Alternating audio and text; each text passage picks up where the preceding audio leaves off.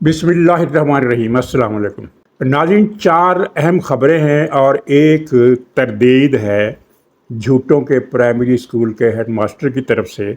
और उस तरदीद पर कुछ मुख्तसर सी बात होगी, लेकिन चार अहम मौज़ूआत हैं। एक तो ये है कि जो पाँच हैं, आठ में से पाँच उनकी तरफ से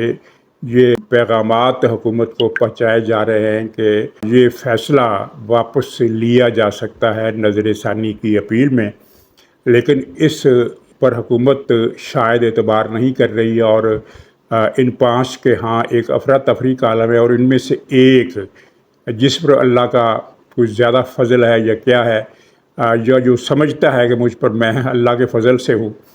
वो तो अमेरिका जा रहा है और पता नहीं क्यों जा रहा है, घर जाके शिकायत लावांगी, ये मसला है। दूसरा इससे भी अहम मौजू है कि फिच रिपोर्ट ने इस्लामाबाद के हलकों में, सियासी हलकों में एक खलबली सी मचा दी है, और ये मैंने आपको बताया था कि ये इस रिपोर्ट का ताल्लुक़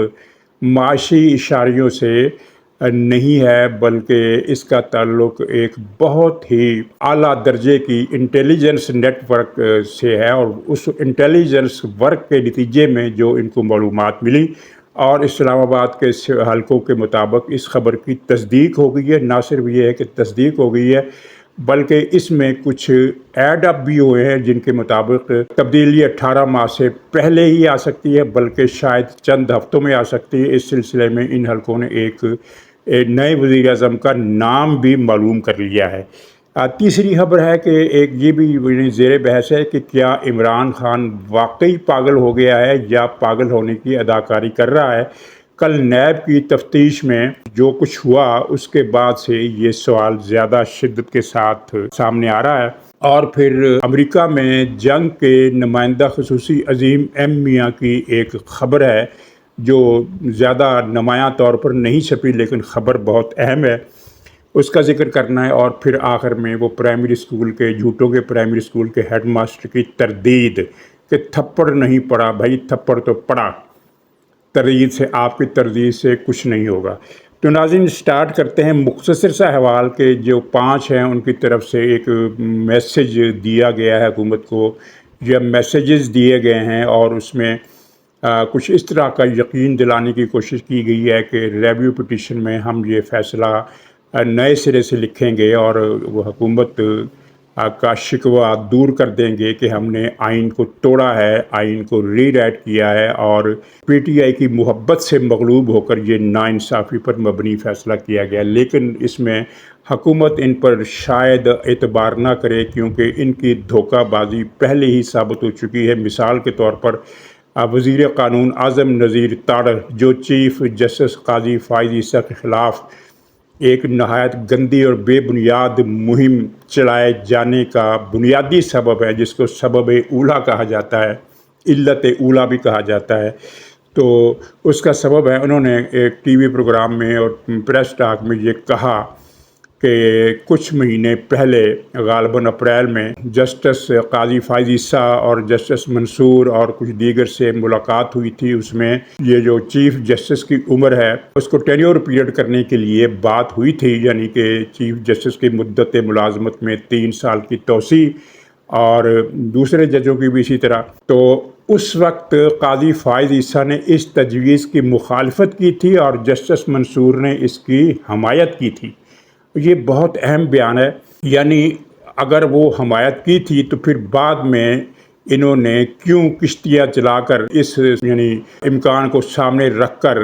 ये फ़ैसला दिया, जिसका वाहद मकसद इनके खुद इन जजों के चुमाचे कराम की रिपोर्टों के मुताबिक वाहद मकसद इस फ़ैसले का ये था कि आइनी तरमीम का रास्ता रोका जा सके। ये एक खुली धोखाबाजी थी। और आज़म तारड़ साहब जो उस वक्त खामोश रहे, अगर उस वक्त ये बात बता देते, बल्कि जब ये मुहिम काजी साहब के ख़िलाफ़ ये मुहिम एक तूफ़ान की शक्ल इख्तियार करने लगी थी, तो उस वक्त भी ये बात बता सकते थे, लेकिन उन्होंने खामोश रहना मुनासिब समझा ताकि फ़ाइज़ ईसा की अच्छी तरह किरदार कशी की जा सके, और यही हुआ। और अब पूरे पाकिस्तान में एक मुहिम ने फ़ज़ा बना दी है कि काजी फ़ाइज़ ईसा चूँकि तौसील लेना चाहते थे, इसलिए उन्होंने पीटीआई को मखसूस सीटें देने की मुखालफत की, जबकि दूसरे जज जो थे वो इस तौसील के ख़िलाफ़ थे। اور اس طرح قاضی صاحب جو ہیں وہ اکیلے اس میں مجرم بن گئے. ان کو مجرم کس نے بنایا؟ جنہوں نے تحریک چلائی، ان کے خلاف مہم چلائی، وہ نہیں. اس غلط معاملے کے ذمہ دار اعظم نذیر تارڑ صاحب ہیں یا وفاقی حکومت ہیں، جنہوں نے جان بوجھ کر قاضی صاحب کو ایک یعنی ان کے بھیڑیوں کے حصار میں پھینک دیا اور خود خاموش رہے. اور اب جب معاملہ دوسری طرف جا رہا ہے تو پھر انہوں نے پلٹا کھایا اور وہ حقیقت بیان کر دی جو اجلاس میں طے ہوئی تھی کہ مخالفت کی تھی قاضی فائز عیسیٰ نے اور حمایت کی تھی ان لوگوں نے جنہوں نے اب یہ فیصلہ دیا. پلٹا کھانے سے مراد یہ ہے کہ اب اعظم نذیر تارڑ صاحب کو پتہ چل گیا ہے کہ اداروں کا موڈ کیا ہے، اور اب وہ اس موڈ کے ساتھ جانے کی کوشش میں انہوں نے یہ سچ بولا ہے. یہ بڑی ایک افسوسناک صورتحال ہے. اور ناظرین، اسی حوالے سے میں آپ کو بتا دوں کہ یہ پی ٹی آئی کے لوگ جھوٹ بولنے میں کتنے مشاق ہیں اور کتنے کاریگر ہیں. وہ جو جسٹس انور الحق صاحب کا جو پبلک ریلیشن آفیسر ہے غیر اعلانیہ حسنات ملک، اس نے یہ خبر بریک کی تھی کہ آخری اجلاس میں جب یہ مخصوص سیٹوں پر جب بات نہیں چل رہی تھی تو پھر 2-3 دن مزید اجلاس ہوتے رہے، تو آخری اجلاس میں جسٹس قاضی فائز عیسیٰ اتنے غصے میں تھے کہ ان کی وہ چیخ چیخ کر بول رہے تھے اور ان کی آواز سپریم کورٹ کے دروازے کے اندر سے باہر آ رہی تھی. یہ ایک سفید جھوٹ تھا جو منصوبے کے تحت بولا گیا، اور اب پتہ چلا ہے کہ وہ جو چیختی ہوئی آواز تھی وہ ان کی نہیں تھی، وہ جسٹس منیب اختر کی تھی. اور قصہ کچھ یوں تھا کہ شروع میں جب 5 رکنی بینچ بنانے کی بات ہوئی تو کسی نے کہہ دیا کہ چونکہ منیب صاحب اپنا ذہن واضح کر چکے ہیں، وہ پہلے رائے دے چکے ہیں، اس لیے وہ اس بینچ میں نہ بیٹھیں. بعد میں تو خیر فل کورٹ بن گئی نا، یہ سوال ہی ختم ہو گیا. تو اس پر وہ ایک دم مشتعل ہوئے، فلیئر اپ ہوئے، اور انہوں نے ایسا چیخ چیخ کر ایسی باتیں کی جو کہ ناقابل بیان ہیں. تو یہ چیخنے کی آواز ان کی تھی، اور نہ جاننے والے تو اس وقت بھی حیران ہوئے تھے کہ قاضی صاحب کی عادت ہی نہیں ہے چیخ چیخ کر بولنے کی. ایک تو ان کی آواز ہی، اس کا جو خرج ہے آواز کا جو والیوم ہے وہ اتنا موٹا نہیں ہے کہ وہ اتنا چیخ چیخ کر بول سکے. وہ زیادہ بولتے ہیں لیکن چیخ چیخ کر نہیں بولتے. ان کی آواز ہمیشہ مدھم ہوتی ہے، اور کئی مرتبہ تو اسپیکر کے باوجود وہ وکیل کو پوچھنا پڑتا ہے کہ سوری آپ نے کیا فرمایا. اس طرح کی بات بھی ہم نے دیکھی. تو یہ جھوٹ دیکھے کیسے گھڑا گیا کہ جو چیخم دھاڑ، جو غل گپاڑا جسٹس منیب نے کیا تھا وہ جسٹس قاضی فائز عیسیٰ کے سر منڈ دیا گیا. اب حکومت مجھے لگتا ہے کہ ان پر اعتبار کرنے کے لیے تیار نہیں ہے، اور ان پانچوں میں ایک خلبلی سی ہے، ایک افراتفری سی ہے، ایک پینک سا ہے، اور ایک ان میں سے صاحب جا رہے ہیں امریکہ.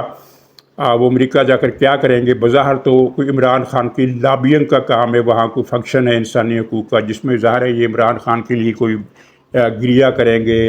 کوئی نوحہ پڑھیں گے، کچھ اس طرح کی بات کریں گے. اور یہ بھی ہو سکتا ہے کہ گھر جا کے شکایت لاؤں گی، امریکہ سے جا کر شکایت لگائیں گے اور ان سے التجا کریں گے کہ جناب حضور کسی اور پرویز مشرف کو بھیجیں تاکہ میں اس کی کابینہ کا وزیر بن سکوں پہلے کی طرح. تو خیر، اب حکومت جو ہے، جو خبر آ رہی ہے وہ یہ ہے کہ اس فیصلے کا رد حکومت پارلیمنٹ میں کرے گی، پارلیمنٹ کے اجلاس میں کرے گی. وہ کس طریقے سے کرے گی یہ ہمارے سامنے آ جائے گا. اب زیادہ دن اس میں نہیں ہے، اور اس میں پیپلز پارٹی بھی حکومت کے ساتھ ہے، یہ میں آپ کو خبر دے رہا ہوں. ناظرین، فچ رپورٹ جو پرسوں جاری ہوئی تھی اور جس میں یہ کہا گیا تھا کہ پاکستان میں شرح سود 20-21% سے کم ہو کر 14% تک آ جائے گی، یہ بہت بڑی پازیٹیو ڈیولپمنٹ کی خبر دی انہوں نے. اس کا مطلب ہے کہ پاکستان کی معیشت کو سہارا مل رہا ہے اور اس سے مہنگائی میں بھی کمی ہوگی، اور پھر یہ بھی بتایا کہ اگلے مئی تک مہنگائی میں کمی ہو جائے گی. لیکن اس کا جو سیاسی نقطہ تھا اور جس کا تعلق معاشی انڈیکس سے نہیں ہوتا، وہ انٹیلیجنس ورک کا نتیجہ تھا، اور بہت ہائی پروفائل قسم کی انٹیلیجنس تھی. اس میں اس کے مطابق اس کو سامنے رکھ کر انہوں نے ایک پریڈکشن کی کہ حکومت 18 ماہ تک چلے گی اور اس کے بعد کیئر ٹیکر گورنمنٹ آئے گی جو الیکشن نہیں کرائے گی. اور اس پر اسلام آباد کے سیاسی حلقوں میں بہت زیادہ کھلبلی مچی ہوئی ہے، خاص طور پر مسلم لیگ کے اندر بھی. اور مسلم لیگ کے وزیر احسن اقبال صاحب نے فش کی اس رپورٹ کو مسترد کیا ہے۔ ظاہر ہے انہوں نے مسترد کرنا ہی تھا، لیکن یہ 18 مہینے کا چکر جو ہے، یہ اس میں ڈیولپمنٹ خبروں کی حد تک یہ ہے کہ 18 مہینے سے پہلے ہی اس حکومت کا بوریا بستر لپیٹا جا سکتا ہے، اور ظاہر ہے یہ کام کسی حد تک اتفاق رائے سے ہوگا، یعنی یہ خبریں گشت کر رہی ہیں ان کے مطابق، اور شاید 1-2 مہینے میں ہی شہباز شریف صاحب ہٹ جائیں اور ان کی جگہ ایک کیئر ٹیکر سیٹ اپ آ جائے، اور اس کے لیے اس کو جو ہیڈ کریں گے وہ جہانگیر ترین ہوں گے، یہ خبریں آ رہی ہیں۔ اچھا، میرا خیال ہے کہ یہ جو جہانگیر ترین والی خبر جو ہے، اور یہ چند ہفتوں والی بات جو ہے، یہ جو بڑی اسلام آباد میں بڑے زوروں سے پھیلی ہوئی ہے، یہ ایک افواہ ہے۔ افواہ کی بنیاد، یعنی جب آپ کہتے ہیں نا کہ حادثہ ہوا اور 2 آدمی مارے گئے، اور یہ خبر جب پہنچتی ہے کوئی چوتھے محلے، تو مرنے والوں کی تعداد 50 ہو جاتی ہے، 2 سے 50، یعنی ایک محلے والے نے 10 کر دی تعداد، دوسرے نے 20 کر دی، تیسرے نے 30۔ تو یہ اس طرح کی بات ہے کہ جب فش کی طرف سے، اتنے بڑے کریڈیبل ادارے کی طرف سے یہ رپورٹ آ گئی کہ حکومت جا رہی ہے 18 مہینے کے بعد، تو اس کے اندر سے پھر جو قیاس رائیاں اور افواہوں کا سلسلہ پھوٹا، تو اس میں پھر یہ بات انہوں نے کر دی کہ تبدیلی 1-2 ہفتوں تک آ سکتی ہے، 3-4 ہفتوں تک آ سکتی ہے، اور اس میں جہانگیر ترین وزیر اعظم ہوں گے۔ لیکن ایک اس میں تیسری رپورٹ بھی آئی ہے جس میں کچھ وزن محسوس ہوتا ہے، وہ یہ ہے کہ خبر تو یہ صحیح ہے، لیکن اس میں ایک چانس ہے اگر سیاستدان اپنا رویہ بہتر کر لیں، کیونکہ اس وقت صورتحال یہ ہے کہ ادارے موجودہ حکومت اور خاص طور پر وزیر اعظم سے خوش نہیں ہیں۔ ان کو یہ شکوہ ہے کہ دہشت گردی کے خلاف جنگ میں پختونخوا کی حکومت تو کھل کر مخالفت کر رہی ہے، لیکن وفاقی حکومت کی طرف سے کوئی گرم جوشی دیکھنے میں نہیں آئی شہباز شریف کی طرف سے، بلکہ انہیں شکوہ یہ بھی ہے کہ شہباز شریف نے تو بیان دے دیا تھا کہ یہ کوئی آپریشن نہیں ہو رہا، اب ڈرنے کی کوئی بات نہیں، پریشانی کی کوئی بات نہیں۔ ایسا لگ رہا تھا جیسے وہ یہ بتا رہے ہیں کہ آپریشن نہیں ہونا چاہیے، اپنا معافی ضمیر۔ اسی طرح معیشت میں ان کو شکوہ ہے کہ وفاقی حکومت نے اپنے اخراجات کم کرنے کے بجائے کئی گنا اضافہ ان میں کر دیا ہے، جس کی وجہ سے خزانے پر بوجھ ہے، اور خزانے پر بوجھ بڑھتا جا رہا ہے۔ اور تیسرا ان کو یہ بھی ہے کہ سیاسی محاذ پر یہ حکومت ایکٹیو نظر نہیں آتی۔ یہ اس طرح کی شکایات ہیں، اور اگر اس میں تبدیلی معاملہ ہو جائے، ورنہ آپ غور فرمائیں کہ اگر یہ 18 مہینے کے بعد 5 سال کی ٹیکنوکریٹ حکومت آ جاتی ہے، تو اس کا مطلب کیا ہوگا؟ اس کا مطلب یہ ہوگا کہ نواز شریف صاحب جو سیاست سے اس وقت آؤٹ ہیں، آؤٹ ان معنوں میں کہ پس پردہ رہ کر وہ کچھ نہ کچھ کردار ادا کر رہے ہیں، اجلاس بھی کر رہے ہیں، ہدایات بھی دے رہے ہیں، لیکن عوامی منظر سے غائب ہیں، اور سیاستدان پس پردہ کتنا ہی ایکٹیو کیوں نہ ہو، اگر وہ برسر میدان نظر نہیں آتا تو لوگ اسے بھول جاتے ہیں۔ پس پردہ ہے، وہ کب تک پس پردہ رہیں گے؟ اگر یعنی 18 مہینے گزر جاتے ہیں اور حکومت ختم ہو جاتی ہے، اس کے بعد پھر 5 سال کا یہی کیئر ٹیکر سیٹ اپ آ جاتا ہے، تو اور جب وہ سیٹ اپ ختم ہوگا، ویسے تو یہ 5 سال میں ختم نہیں ہوا کرتا، یہ زیادہ مدت لیا کرتا ہے، لیکن ہم چلیے مان لیتے ہیں کہ 5 سال کے بعد یہ ختم ہو جائے گا، تو یہ 1.5-2 سال یہ گویا کہ نواز شریف صاحب جو اس وقت میرے خیال میں 73-74 سال کی عمر ہوگی ان کی، شاید میرا خیال ہے 1 سال کم کر لیں، مجھے صحیح یاد نہیں، لیکن 73, 72, 74 کے وہ حساب میں ضرور ہے۔ اگر ہم 73 سال بھی مان لیں تو ٹیکنوکریٹ سیٹ اپ کے ختم ہونے کے بعد ان کی عمر 80 سال ہو چکی ہوگی، اور 80 سال کی عمر ہونے کا مطلب یہ ہے کہ پھر نواز شریف کا سیاست میں کوئی ایکٹیو کردار رہنے کی گنجائش نہیں رہے گی۔ بہت کم ہم نے دیکھا ہے، بہت ہی کم کوئی لیڈر 80 سال کی عمر میں بھی ایکٹیو رہ سکا ہو۔ یہ قدرت کا تقاضا ہے، نیچر کا تقاضا ہے۔ ٹھیک ہے، امریکہ میں لوگ 82, 85 سال کی عمر میں بھی صدر بنتے ہیں، جیسا کہ بائیڈن ہے، لیکن ایک تو امریکہ میں ایوریج عمر اور صحت کا جو تناسب ہے وہ پاکستان سے بہت مختلف ہے، اور پھر دوسرا آپ دیکھ رہے ہیں کہ بائیڈن کا کیا حال ہوا ہے۔ بائیڈن کا تجربہ ڈیموکریٹک پارٹی کو لے ڈوبا ہے، اور اب یہ تازہ خبر آئی ہے کہ بائیڈن نے عوامی دباؤ، پارٹی کے اندر سے پڑنے والا دباؤ شاید قبول کر لیا، اور وہ اگلا الیکشن نہیں لڑیں گے، یہ اس طرح کی خبر آ رہی ہے۔ تو یہ بڑا سیریس مسئلہ ہے۔ اب اس میں یہ بھی سوچنے کا مقام ہے کہ نواز شریف کیا اب بھی غیر فعال رہیں گے؟ اور اگر حکومت کچھ کر کے دکھاتی ہے کچھ بہتر کام جو کہ ابھی تک وہ نہیں کر سکی، تو پھر یہ ضروری نہیں ہے کہ 18 مہینے کے بعد جو اسکرپٹ اس وقت لکھا گیا ہے وہ 18 مہینے کے بعد بھی قابل عمل ہو یا واجب العمل ہو، اس میں تبدیلی ہو سکتی ہے۔ ناظرین، عمران خان کے ساتھ کل نیب نے تفتیش کی اور جتنے بھی سوال کیے وہ بتاتے ہیں کہ ہر سوال کے جواب میں عمران خان شروع ہو جاتا تھا کہ اے میرے پاکستانیوں سنو، کرپشن بڑی بری چیز ہے، کرپشن کو ختم کرنا چاہیے، یہ نواز شریف کی جائیداد لندن میں ہے اور زرداری کی جائیداد برطانیہ میں ہے، کرپشن کے خلاف جہاد کرنا ہوگا، کرپشن کے خلاف اٹھنا ہوگا سب کو، یعنی اے میرے پاکستانیوں، اے میرے پاکستانیوں۔ پھر وہ تقریر کر کے چپ ہوتا تھا تو نیب والے دوسرا سوال کرتے تھے، وہ 190 ملین پاؤنڈ والے کیس میں، اور جیسے وہ دوسرا سوال کرتے تھے تو ترنت ہی عمران خان پھر شروع ہو جاتا، اے میرے پاکستانیوں، اے میرے ہم وطنوں، اے میرے عزیز ہم وطنوں۔ یعنی اس نے کوئی 10-12 سوال کیے نیب والوں نے، اور ہر سوال کے جواب میں عمران خان نے وہی تقریر لفظ بلفظ دہرا دی، جیسے موبائل کے اندر آپ کو ویڈیو کلپ آٹو پر لگا دیتے ہیں اور پھر وہ ریپیٹ ہوتا رہتا ہے، ریپیٹ ہوتا رہتا ہے، ریپیٹ ہوتا رہتا ہے، اس طرح۔ تو اس سے پہلے وہ جج کے جب اس کو تھپڑ پڑا تھا تو اس وقت اس میں بھی اس نے اے میرے پاکستانیوں، اے میرے پاکستانیوں کہہ کر خطاب کیا تھا، اور اس وقت شک ہوا تھا کہ اس کا دماغی توازن بہت زیادہ خراب ہو چکا ہے، نفسیاتی مریض بن چکا ہے، مسلسل پے در پے نہ ختم ہونے والی ناکامیوں کے سلسلے نے اس کو مفلوج کر دیا ہے۔ لیکن کچھ لوگوں کی رائے دوسری ہے، وہ یہ ہے کہ عمران خان پاگل نہیں ہوا ہے، یہ پاگل ہونے کی اداکاری کر رہا ہے اور اسٹیبلش کر رہا ہے، اسٹیبلشمنٹ پر یہ بات اسٹیبلش کر رہا ہے کہ میرا دماغ چل گیا،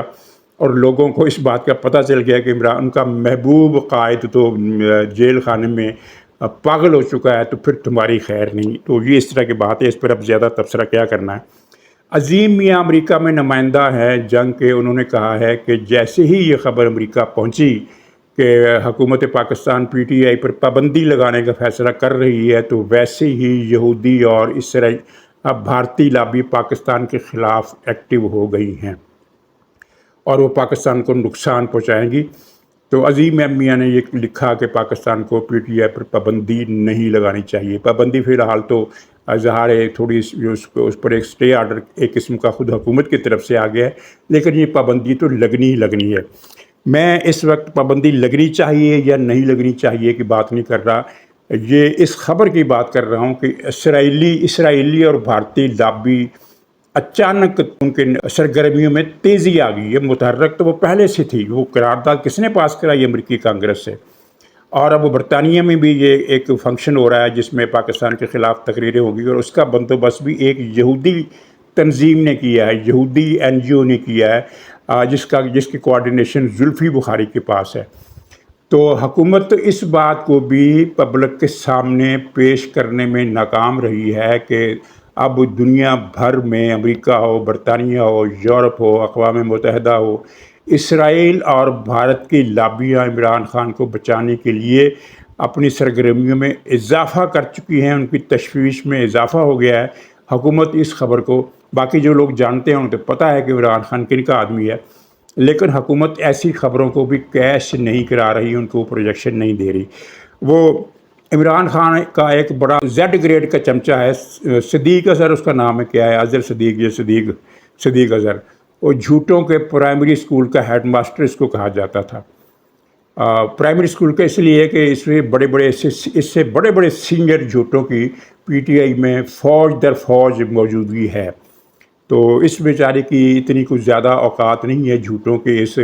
جھمگٹے میں، لیکن یہ پرائمری اسکول کی سطح کا جھوٹا ہے۔ تو اس جھوٹوں کے پرائمری اسکول کے ہیڈ ماسٹر نے تردید کی ہے اور کہا ہے کہ عدالتی کارروائی میں عمران خان کو تھپڑ نہیں پڑا، لیکن حقیقت یہ ہے کہ تھپڑ پڑا ہے۔ ہاں، یہ بات صحیح ہے کہ جو چپیڑے پڑنے والی بات ہے وہ غلط ہے، چپیڑے نہیں، صرف ایک تھپڑ پڑا، اور اس کو یہ بھی کہا گیا کہ بکواس بند کرو۔ اس کی تردید کرے نا، ذرا پریس کانفرنس میں آ کر تردید کرے، تو پھر کوئی کہیں نہ کہیں سے اس بات کی پھر جواب بھی آ جائے گا کہ ایک تو افسر نے اس سے کہا کہ بکواس بند کرو، اور پھر ایک ہاتھ سے اس کو ایک تھپڑ بھی رسید کیا۔ उस थप्पड़ को आप धुहत्तड़ का नाम दे दें या धक्के का नाम दे दें, पुश का नाम दे दें, लेकिन वो थप्पड़ पड़ा और ये भी कहा गया कि बकवास बंद करो, तो ये झूठे झूठे अज़हर सिद्दीक अज़हर जो भी इसका नाम है, प्राइमरी लेवल के एक वकील की इसकी तरदीद में कोई वज़न नहीं है। तो नाज़रीन इजाज़त दीजिए, इंशाअल्लाह कल फिर मुलाकात होगी, तब तक के लिए खुदा हाफ़िज़।